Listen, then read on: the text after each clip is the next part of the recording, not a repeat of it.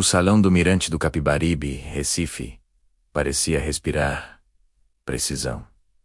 Luz morna, copos sem manchas, talheres perfeitamente alinhados. Era nesse cenário que Anaísa Castro, com seus movimentos econômicos, recolhia os pratos. De repente, o homem do terno azul petróleo ergueu os olhos da tela pela primeira vez. Era Davi Monteiro, um nome recorrente nas colunas de negócios, sócio principal da Monteiro e Ramalho Investimentos. Ele usava abotoaduras discretas, e seus gestos comunicavam um domínio completo do ambiente. O pedido veio de forma técnica, quase cirúrgica. Thales quer 10 anos. Servido puro, sem gelo. Um tornedor ao ponto, com uma crosta de ervas aromáticas. E para harmonizar, um Brunello de Montalcino 2012, ele descreveu o vinho que queria. Estrutura firme, acidez equilibrada com notas de cereja madura e couro fino. Então, ele lançou a primeira provocação, com um tom de quem testa o conhecimento alheio.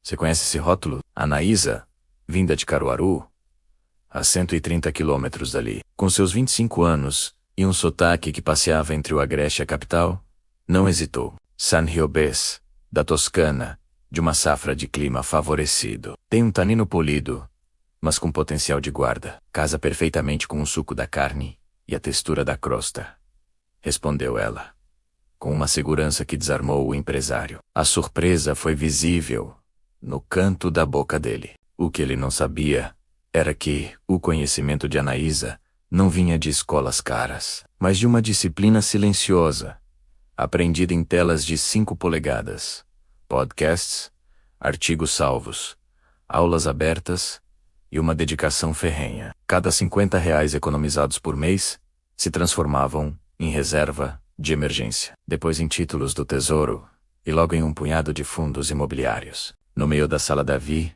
finalizou uma ligação em voz alta, quase como uma performance. Eu só converso a partir de R$ 5 milhões. Abaixo disso, por favor, encaminhe para outro escritório. Ele desligou, pousou o copo de uísque e lançou o que pensava ser o golpe final. Então, me ofereça um conselho financeiro, moça. O ar no salão pareceu ficar mais denso. Todos os olhos se voltaram para eles. Anaísa sustentou o olhar, sem se intimidar. Ela falou sobre diversificação, como uma blindagem contra os ciclos econômicos. Comentou como as recentes quedas da taxa Selic inflaram o valor dos fundos imobiliários de tijolo, pela busca desesperada por rendimento. E alertou que os sinais de aperto monetário para controlar a inflação poderiam pressionar justamente os imóveis corporativos, que já sofriam com a alta vacância pós-pandemia. Sua sugestão foi clara: rebalancear a carteira com renda fixa, atrelada ao IP, uma parcela de prefixados de curto prazo e ações escolhidas por teses de investimentos sólidas, não por modismos passageiros. O sorriso de Davi ficou suspenso no ar, quase se quebrando. Ele empurrou a cadeira vazia à sua frente e disse uma única palavra: sente-se. O que se seguiu foi uma bateria de perguntas rápidas. Correlação entre classes de ativos, duration em cenários de estresse, prêmio de risco doméstico, custo de oportunidade. Anaísa respondeu a tudo, sem usar jargões desnecessários, conectando a teoria da planilha à vida real. O aluguel, a feira, o remédio, a escola. A conversa, que começou como uma armadilha, havia se transformado em uma troca franca e produtiva. Ao final, a voz dele baixou meio tom, agora séria. Quando encerrar seu turno, quero falar com você. Quando o salão finalmente se esvaziou, Davi aguardava com um café e o notebook fechado. A proposta foi direta. Ele queria criar uma nova divisão na empresa, focada em educação financeira e microinvestimentos, para alcançar pessoas fora do radar do mercado de luxo. Um projeto que uniria impacto social e retorno de longo prazo, construindo uma base de clientes mais fiel e consciente. A oferta era objetiva: um estágio de 3 meses, com chance real de efetivação, remuneração compatível, todos os benefícios e um apartamento corporativo a poucos quarteirões dali. O contrato seria formal, com um aluguel simbólico, descontado em folha. Renata Valença, sua assistente executiva, cuidaria de toda a papelada e entregaria as chaves. O coração de Anaísa bateu apressado. Uma mistura de medo e esperança, dividindo o mesmo espaço dentro dela. Uma semana depois, o espelho de vidro de um Herrenhäuser, no bairro do Pina, refletia as nuvens sobre Recife. Era ali, nos andares mais altos da torre, que ficava Monteiro e Ramalho. Anaísa subiu ao 34º andar, vestindo um blazer azul marinho recém-comprado. O escritório de Davi surpreendia pela sobriedade. Madeira escura, poucos livros e uma única foto, virada para a parede. Ele abriu o mapa do projeto no computador. Um percurso didático com linguagem acessível, que começaria na reserva de emergência, avançaria para o Tesouro IPCA, mas passaria por pequenos fundos imobiliários bem analisados, e chegaria a ações escolhidas por fundamento e visão de longo prazo, sem promessas de milagres. Eu não enceno filantropia, disse Davi. Sério. Isso é um negócio com propósito. Melhora a vida das pessoas e, ao mesmo tempo, fortalece a base da nossa casa. Nesse momento, Renata apareceu com sua precisão habitual, trazendo o contrato, o crachá provisório, o manual de conduta e um envelope com as chaves de um apartamento na Rua da Aurora, no 4º andar, com a janela virada para o rio. Na equipe, Anaísa sentiu 2 olhares de canto de olho. Eram Ícaro e Bruna, analistas que estranharam aquela contratação não usual. Ela engoliu o incômodo e focou no trabalho. Sua primeira entrega foi um folheto simples, de 2 páginas, que qualquer pessoa, com ensino médio, poderia entender. Usava exemplos práticos, com R$100 e R$200. Explicava a diferença entre CDI e mostrava por que a liquidez é mais importante que o glamour no início da jornada de um investidor. Davi leu, em silêncio. Voltou, releu alguns trechos e finalmente assentiu com a cabeça. Isso aqui fala com gente de verdade. Avance. Era o começo de uma nova história, para Anaísa e para milhares de outras pessoas. Sobre a mesa um convite elegante. O jantar anual da Liga das Corretoras do Nordeste, no exclusivo Clube Atlântico do Pina. Para Anaísa, não era apenas um evento social, era uma oportunidade de conectar pontos, de apresentar uma ideia que poderia mudar o jogo. Renata, sempre atenta, providenciou um vestido azul profundo, que vestiu Anaísa, como se tivesse sido costurado em seu corpo. Naquela noite, Davi chegou, em um sedã elétrico escuro, silencioso e imponente. O salão de festas brilhava sob candelabros de cristal, com música de câmara ao fundo e o som de vozes importantes preenchendo o ar. Logo, Maurício Lacerda, o poderoso da Orion Gestão, surgiu com sua esposa Vorena, a tiracolo. Ele se aproximou de Davi, medindo-o com um olhar. Analista de projetos especiais, ele perguntou, com um sorriso calculado, formação não convencional. Davi respondeu, sem se abalar. Maurício riu. É exatamente o que nos faltava. A conversa do grupo migrou para o tema do microcrédito. Maurício defendia uma linha dura, com garantias robustas e tolerância zero para o risco. Foi quando Anaísa pediu a palavra, com firmeza. Ela argumentou que crédito sem educação financeira era como areia movediça. Mas, com a orientação certa, a inadimplência caía e a autonomia das pessoas crescia. Ela apresentou dados, conectou a teoria do mercado financeiro com a realidade do caderno de anotações da feira. O círculo de executivos antes disperso agora prestava atenção, sem condescendência, sem paternalismo, apenas interesse genuíno. De repente, uma figura imponente se aproximou. Era Marta Seixas, a presidente da Liga. Cabelos prateados, um vestido grafite e um sorriso que não revelava tudo. Você é a novidade que virou o assunto, ela disse diretamente para Anaísa. Davi interveio, mantendo o foco. Falou sobre democratização do acesso, linguagem limpa, métricas de retenção e a criação de um ticket médio sustentável. Marta ouviu com atenção e, com um simples aceno, sinalizou interesse em uma parceria para oficinas comunitárias. Depois, desapareceu no ciclo de cumprimentos, deixando um rastro de possibilidades no ar. Mais tarde, na varanda, com o vento do mar subindo pelas palmeiras. Anaísa confessou a Davi. Às vezes, me sinto uma impostora aqui. Davi olhou para ela. Sério, não subestime quem te ouve, ele disse. Nem a si mesma. Anaísa o encarou. De quem eu te lembrei? A máscara de controle de Davi finalmente afrouxou. Sofia Monteiro, ele respondeu, a voz baixa. Minha irmã, a palavra ficou entre eles. Pesada e real, como o sal do mar na pele. Na saída, em vez de seguir o caminho de casa, Davi desviou o trajeto até a orla de Boa Viagem, desligou o motor do carro, e o único som era o das ondas quebrando na praia, pautando o silêncio entre eles. Caminharam lado a lado na areia. A voz dele, quando finalmente veio, estava crua, despida de qualquer artifício corporativo. Ele falou de Sofia, 5 anos mais nova. Brilhante. Passou em primeiro lugar para economia na UFP. Tinha um sonho em construção. Um futuro luminoso. Mas um acidente de ônibus, numa noite de chuva forte, interrompeu tudo no primeiro semestre da faculdade. Uma memória dolorida que ele carregava há 15 anos. Ele contou como, depois da perda, se enterrou em metas, planilhas, bônus e ego. Um arranha-céu de vidro, para se proteger da dor. Você me lembrou o porquê, ele confessou, olhando para o mar. E por que essa divisão toda? Ele fez uma pausa. Porque conhecimento acessível era o refrão dela. E porque eu me perdi no caminho. Anaísa respondeu baixo, quase um sussurro. Fragilidade não diminui ninguém. Ele assentiu, e a noite disfarçou os olhos molhados. Você se tornou indispensável. No projeto e fora dele. Anaísa quase sorriu.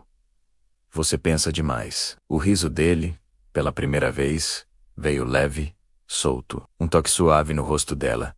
Um beijo que não prometeu o céu, mas abriu uma janela. A segunda-feira chegou com um teste de fogo. Ícaro, o analista rival, soltou uma ironia no corredor sobre o projeto. Bruna, outra colega, achou o material educativo simplista demais. Sem perder tempo, Anaísa foi para o estúdio de improviso da empresa. Gravou pílulas de conteúdo rápidas e diretas.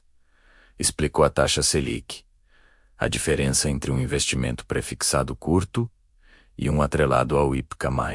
E por que a reserva de emergência precisa vir antes dos dividendos dos sonhos. Davi bancou a iniciativa.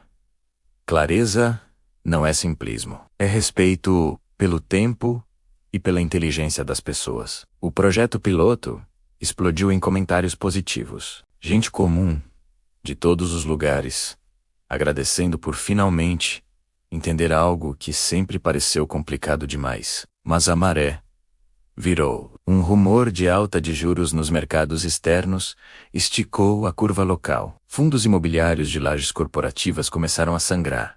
E a bolsa cedeu. Ícaro não perdeu a chance de soprar seu veneno. Panfleto educativo não segura queda de mercado. Davi respondeu na mesma moeda. Em uma reunião de equipe. Ninguém segura a maré com um guarda-chuva. Nosso trabalho é orientar as pessoas a não se afogarem. Anaísa voltou ao estúdio, gravou 3 vídeos curtos. Um sobre a psicologia das perdas. Outro sobre a diferença entre a tese de investimento e o preço momentâneo do ativo. E um terceiro sobre a importância da liquidez antes de qualquer movimento ousado. A central de atendimento registrou um movimento impressionante. Muitos clientes segurando suas posições com cabeça fria, e outros aproveitando para recompor o caixa com método. No dia seguinte, o caos. O aplicativo educativo travou durante uma simulação. Uma auditoria interna pescou uma linha de código maliciosa, inserida em uma atualização antiga. Os registros do sistema apontaram para Ícaro, logado no horário crítico da inserção. O Araque suspendeu seus acessos imediatamente. O jurídico entrou no caso, e Renata, a gerente de comunicação, blindou a equipe de qualquer fofoca. Não houve humilhação pública, mas a mensagem interna foi clara. Mérito não se constrói com golpes baixos. Com a crise interna contida, era hora de ir para as ruas. Marta Seixas, da Liga, cumpriu a promessa. Montou 4 oficinas em bairros distintos da cidade. Sala simples, quadril branco, café coado e muita vontade de aprender. Anaísa começou perguntando os sonhos das pessoas. Quitar o cartão de crédito, trocar o telhado de casa, abrir um pequeno salão de beleza, pagar um curso para o filho. A partir dali, ela desenhou um plano de 3 passos. Mapear os gastos, montar uma reserva de emergência e, só então, começar a investir pouco e sempre. Davi ficou no fundo da sala, sem celular, sem interrupções, apenas absorvendo a realidade que seu projeto queria transformar. Na volta de uma das oficinas, pararam em Caruaru. A mãe de Anaísa serviu um bode guisado, que parecia abraçar por dentro. O pai contou, orgulhoso, histórias da filha que, desde pequena, desenhava bancos e cofres em cadernos velhos. No retorno a Recife, ao passar por um muro discreto no cemitério de Santo Amaro, Davi confessou, a voz embargada, trabalhar sem parar para esquecer não substitui a presença que a gente deixou de ter. Anaísa não respondeu com palavras, apenas segurou a mão dele com firmeza. Algumas dores não pedem fala, pedem companhia. E foi essa companhia, essa parceria improvável entre o executivo que havia se perdido e a educadora que sabia exatamente para onde ir, que transformou um projeto em um movimento. Uma prova de que, no fim das contas, o maior ativo do mercado financeiro não é o dinheiro, mas as pessoas. Tudo começou com o mapa do dinheiro.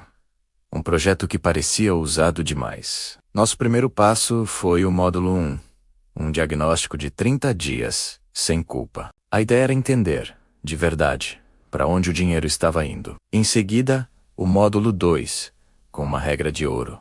Reserva antes de ambição.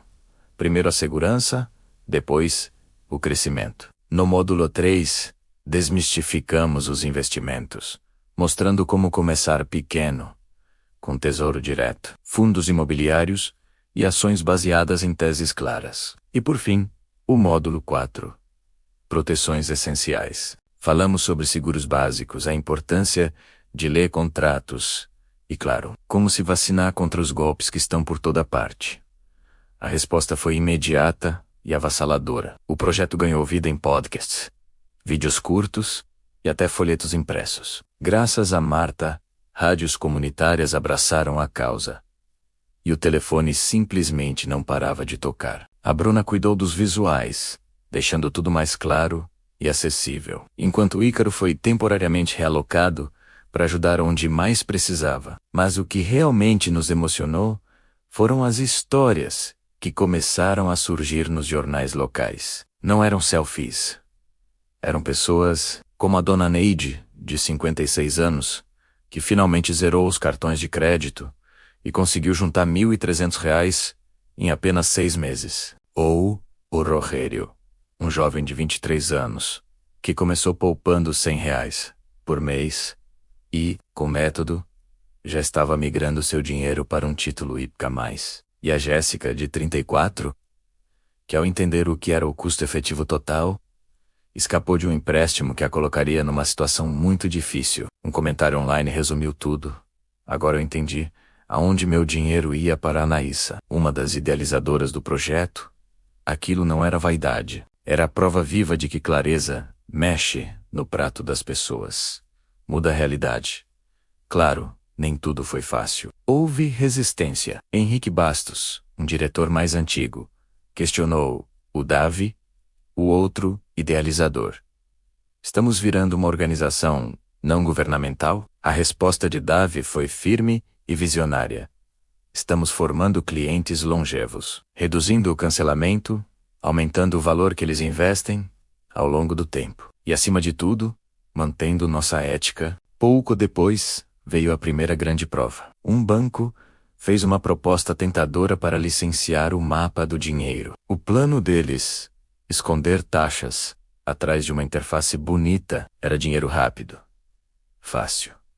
Mas a resposta foi não. Custou caro dizer não, mas custaria muito mais caro dizer sim para algo que torce a espinha, que vai contra tudo o que acreditamos. A verdadeira magia acontecia no contato direto, num sábado chuvoso, numa escola na Mostardinha, em Recife. Um senhor levantou a mão e perguntou, com a voz cansada, guardando R$ 100 por mês, quando eu vejo 1.000? A Anaísa respondeu com a simplicidade que o projeto pedia.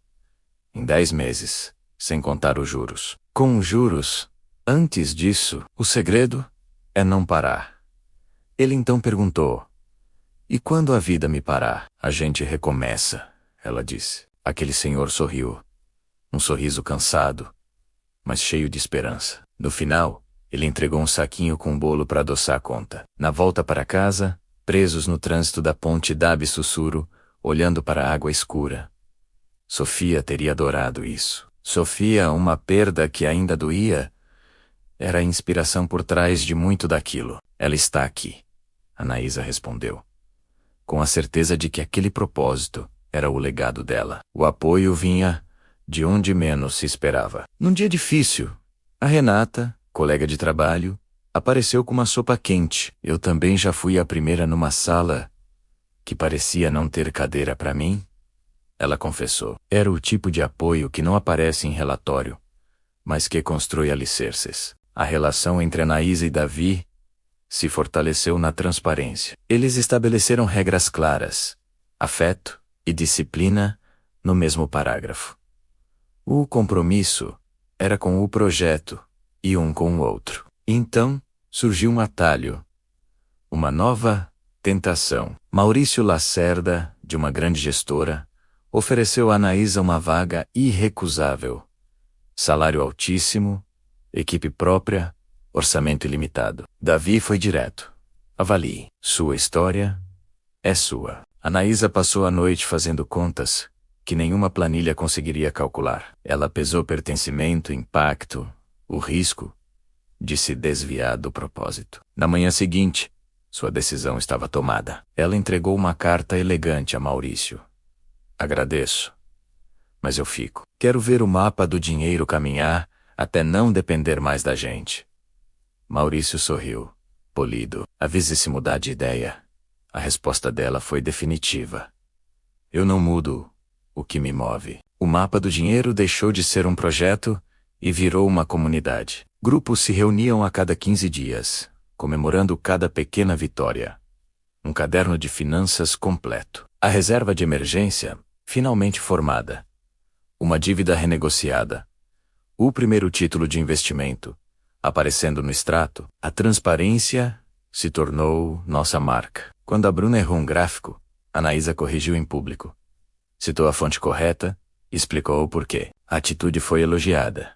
E a Bruna, depois do choro inicial, saiu da situação muito mais forte. A visibilidade também atraiu problemas. Golpistas começaram a usar o nome da empresa, prometendo rentabilidade garantida. A resposta foi imediata. Em 2 horas, gravamos um vídeo de alerta, acionamos o departamento jurídico e alinhamos a comunicação com a imprensa. A rede que construímos nos ajudou a espalhar a notícia. Os comentários diziam: quase caí, obrigada pelo alerta. No nosso mural interno, um bilhete anônimo apareceu. Dormimos melhor. Essa jornada transformou a empresa. Uma empresa que agora sabe falar, de forma clara, aquela frase, que antes era dita em tom de deboche. Me dá um conselho financeiro, moça. Virou a abertura de relatórios que mostram algo muito maior que números. Mostram que ninguém fica para trás, quando entende o primeiro passo. Que R$ 50 podem ser uma semente poderosa. Que a taxa Selic não precisa ser um mistério. E que uma queda no mercado não é o fim do mundo quando você tem uma tese sólida. O propósito voltou para o centro de tudo. Hoje, quando o vento do mar entra pela janela do 34º andar, misturado ao barulho das ondas, ainda parece possível ouvir o riso leve de 2 investidores que ousaram apostar no essencial, na dignidade, na clareza e nas pessoas. E na coragem de seguir recomeçando, quantas vezes for preciso. Obrigado por assistir e por fazer parte dessa jornada com a gente. Se essa história te inspirou, não se esqueça de curtir, compartilhar e se inscrever no canal, para não perder os próximos capítulos. Até a próxima.